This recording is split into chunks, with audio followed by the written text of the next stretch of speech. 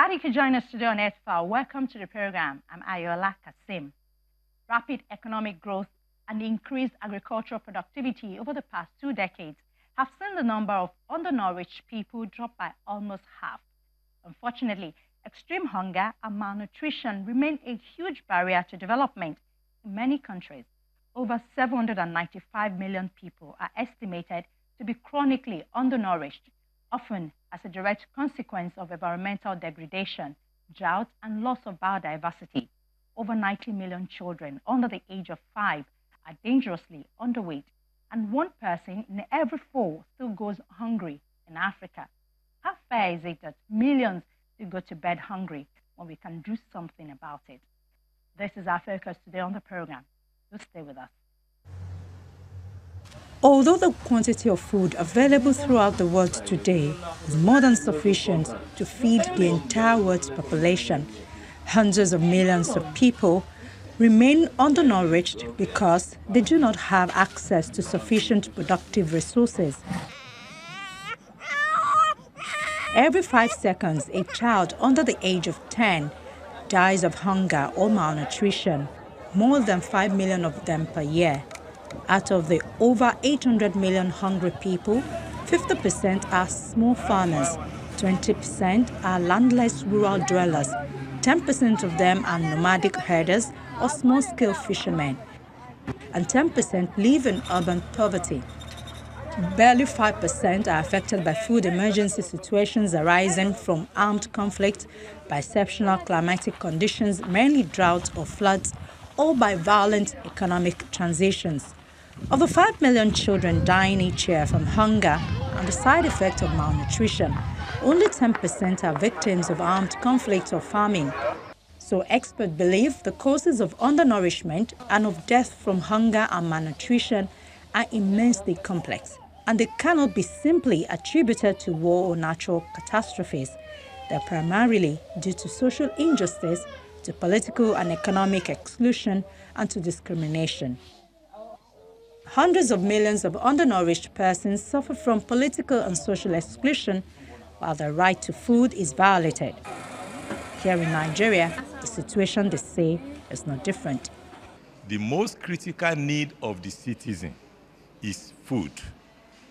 Therefore, government is bound to respect the right of people to food, to protect that right, and in circumstances where it is necessary to do so, also to fulfill the right by moving food in large quantities to areas of food deficit and to the vulnerables, the less privileged, the lactating women and the like, and growing children, so that they can maximize their mental power at appropriate stages in life. Agri-policy experts say 3/4 of Nigeria's population, or about 150 million people, at the moment suffer from either acute adult malnutrition, child stunting, child wasting, or child mortality, which were all linked to food insecurity. They argue that food is always treated as a need rather than a fundamental human right, stating that attaining food security is practically impossible without right to food. They say Nigeria has no legal framework for food safety. No one is saying that government should give people free of charge, but it is in the context of food as a right that people will meet their own obligation first and foremost of working very hard to earn that right. And the role of government in helping people to do that is to make good policies that will assist, facilitate the process by respecting that right, fulfilling that right, and protecting that right. We are not saying government should get food here and there to give people free of charge. People are private sector people, and they have the obligation to first and foremost make efforts to feed themselves.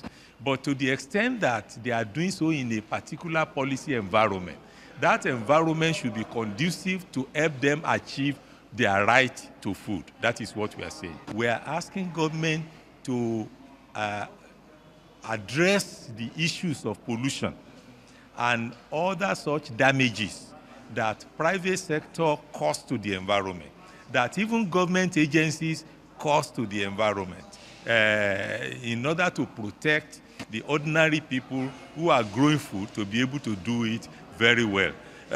Go on the Third Mainland Bridge and perceive the stench that goes on there.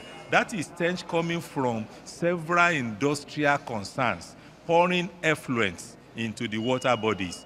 It has driven away fishes. It has killed the ones that stay back.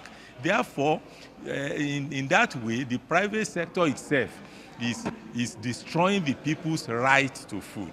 And we will not like that to continue. It is now the role of government to protect that right by taking care of the private sector that is continually doing that. These are policy issues born out of the framework of food as a right.